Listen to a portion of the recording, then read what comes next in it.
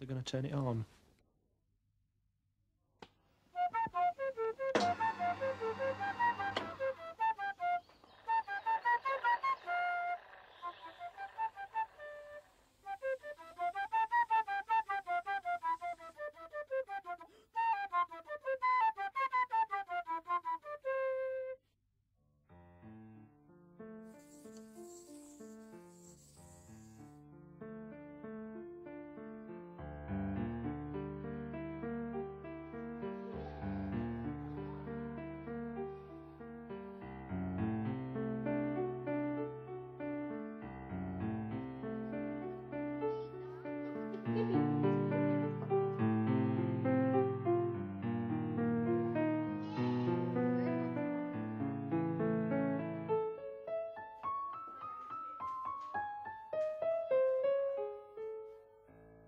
My first drawing was of street lights.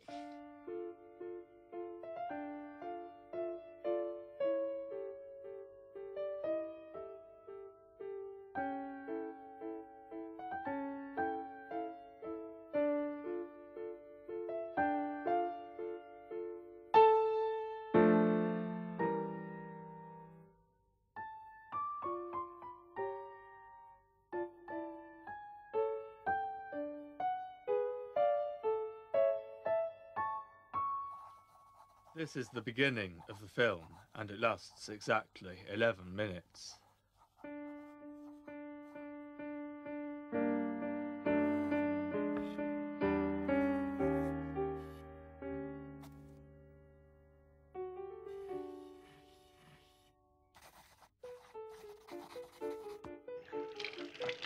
This autobiography consists of information about my hearing and eyesight playing tricks on me.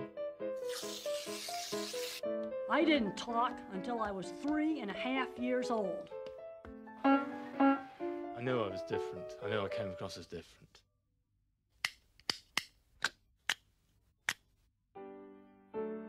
Let's start with what happened in preschool times. At that time, I used to hate small shops because my eyesight used to make them look as if they were even smaller than they actually were, and they looked only a metre in area. When I was 6 years old, I was fascinated by numbers.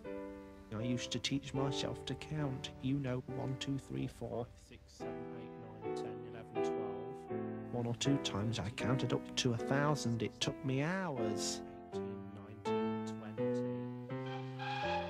157, 158, 159, 160, 161, 162, 163.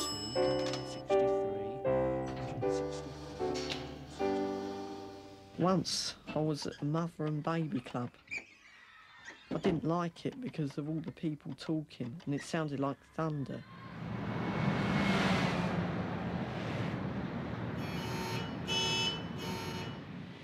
That was the same reason why I didn't like going to town in the early days.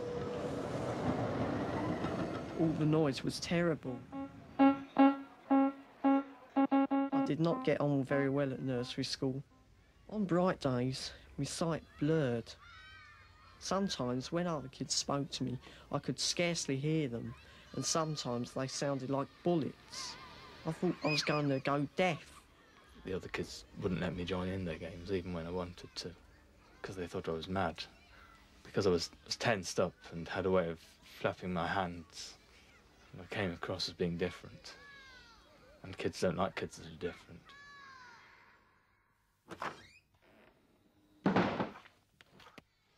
I was often lazy at school because sometimes my ears distorted the teacher's instructions or my eyes blurred to stop me seeing the blackboard properly.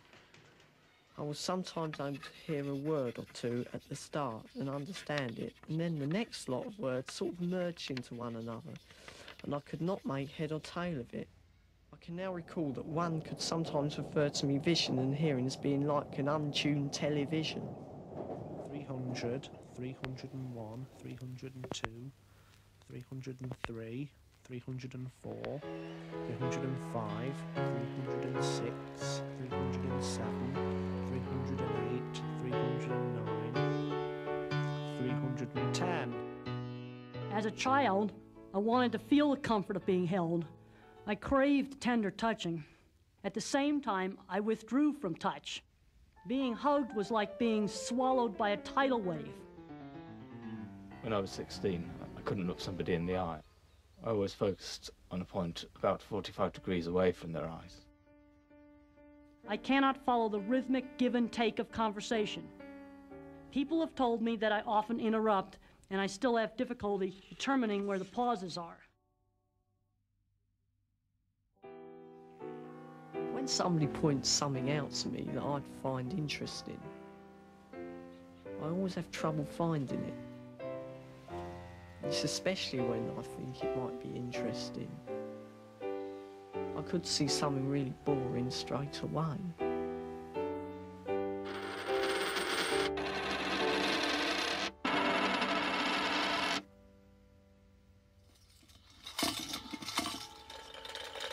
I was intensely preoccupied with the movement of the spinning coin or lid, and I saw nothing and heard nothing.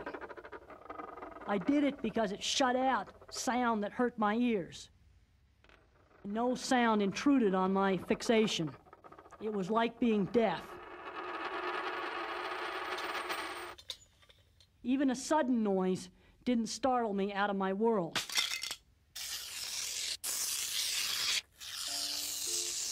My Uncle Mick gave me that shell tin. I used to carry it around with me. The oil that was in that shell tin, he put it in his old Anglia car. And I used to like that tin because I used to like the shell signs at the garage when shell was written on the shell. It was my shell tin. I used to be a bit upset when I left that behind because I was fascinated by it.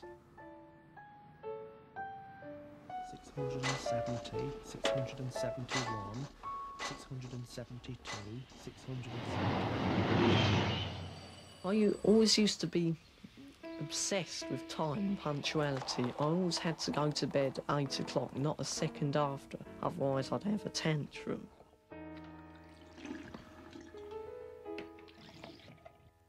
Why are the streetlights going on? Because it's getting dark. The streetlights are going on now, aren't they? Yes, it's getting As a young child, I'd ask the same question over and over again. Why are the streetlights going on? I did this because it was pleasurable to hear the answer. Why are the streetlights going on? Because it's getting dark. If a particular topic intrigued me, I zeroed in on that subject and talked it into the ground. Streetlights are going on now, aren't they? Sometimes I heard and understood, Because it's getting but other dark. times, Yes, it's getting the dark. sound of speech reached my brain like the unbearable noise of an onrushing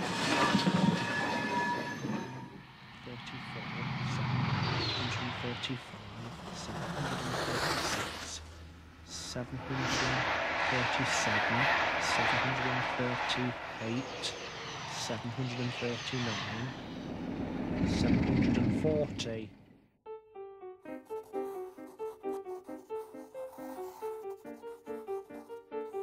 I like trains because they are interesting.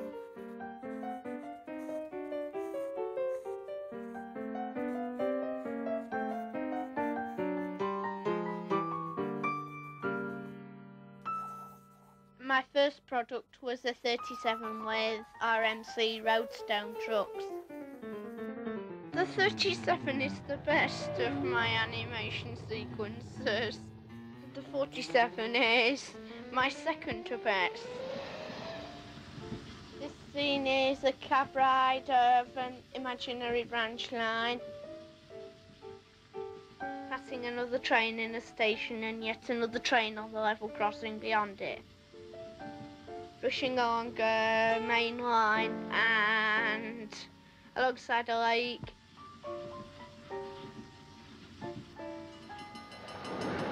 And I've done a road scene as well. But eventually this leads nowhere.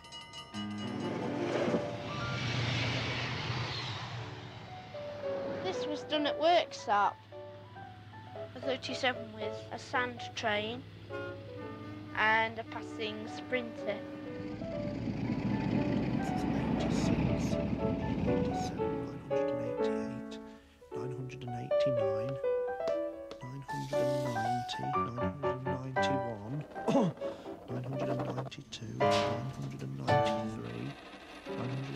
994, 995, 996, 997, 998, 999,000.